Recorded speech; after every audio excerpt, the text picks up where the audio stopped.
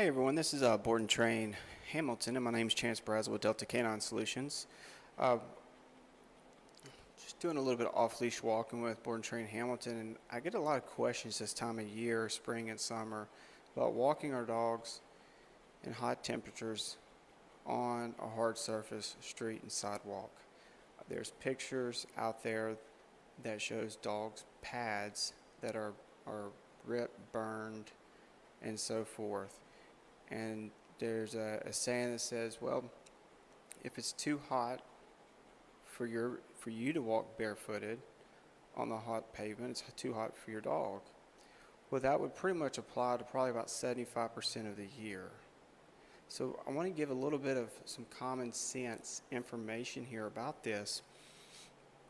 There's a few factors that goes behind that picture that you're seeing with the burnt pads of a dog. Is the dog's pads are not conditioned to hard surfaces. It could be winter time and you would still get the same results. You would still get the injury if they do a lot of running, quick turns, quick stops.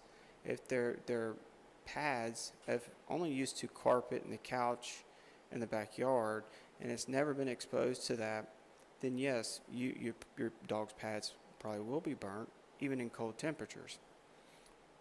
So we want to look at the condition of the dog's pads. Are they conditioned to walk on a hard surface? My hands are not conditioned to swing a hammer every day, so my pads on my palms would also be kind of burnt and torn like you see in these pictures. So the condition of the pad. You want to start getting your dog's pads conditioned. I see dogs that are a year, 2 years old, and the pads of their paws are still soft like they're a young pup. They've never really been on any kind of hard surface. They've only been in the house, backyard, and on the couch. If that was your life, have you really lived life? So we want to get our dogs out. We want to do it in a safe manner, but it's a little bit of common sense.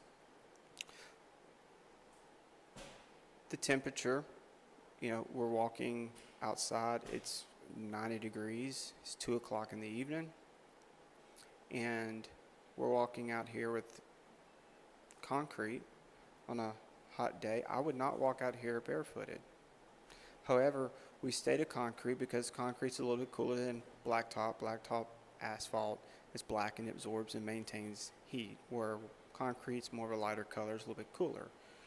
We're going to keep our walks a little bit shorter, and we're going to stop and take breaks in shade spots so he can get off his paws and he can cool down for a little bit. So conditioning, sticking to concrete, hitting shade spots and letting them rest are all factors that play this picture of a pad of a dog being ripped and burned and everything else. That stuff happens in the wintertime too if you're not careful, because if it's not conditioned to that surface, then yeah, you get ripped, burned pads. It's called friction. So some of these pictures you're seeing, it's not the picture, you're not getting the backstory behind that picture. What was that dog doing, to cause that injury? We just, it's not realistic, and it's not a true understanding of why that pad is injured, and we just assume that it's blacktop, and we have these kind of like grids of, if it's 85 degrees outside, then the hard surfaces are outside are going to be 100 degrees. It's too hot. Well, living in Louisiana and a lot of places in the country, that's pretty much 75% of the year. You take anywhere in the South from May to September, you're not going to be able to walk your dog. You're going to have to go out and to some grass area out in the country or do something like that, and people don't have time for that. So my point is have some common sense. If you miss that common sense, then go out there and walk around in barefooted, and if it's too hot for your feet, then don't go walking on it. Don't take your dog out on it. But if you use a little common sense, your dog's being conditioned, their paws being conditioned to hard surfaces, you're walking on concrete, you're taking advantage of shade spots, and let them take a break. and get off their paws for a little bit, then it's fine to walk your dogs. How do I run a dog training business year round with dogs if I went by this general rule of thumb? How do police dogs and working dogs and everything else work when we're going by this rule of thumb of if it's too hot for my feet, then it's too hot for their paws? I was, had an explosive dog in the Middle East.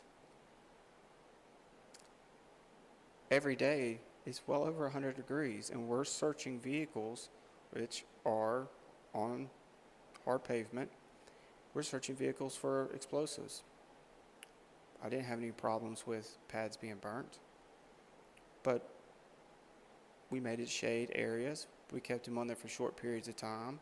If he was on there for longer than normal, then we would get him off of it and let him cool those pads down. But those pads become conditioned just like our hands.